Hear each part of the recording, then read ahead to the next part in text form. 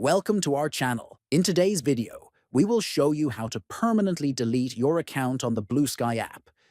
If you no longer want to use the app or wish to remove your data, this guide will walk you through the entire process on your phone.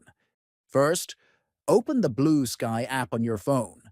Next, look at the top left and tap on the three horizontal, then tap on the Settings menu. From there, go to the Account section.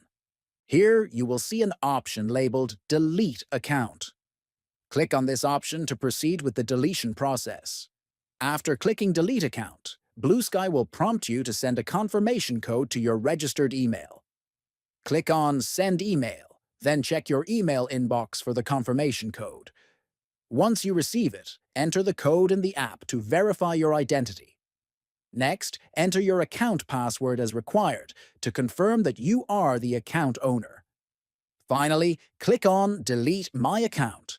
This will permanently remove your Bluesky account and all associated data from the app. Make sure you are certain before completing this action. Remember to subscribe to the channel, like this video, and share it with others. Thanks for watching.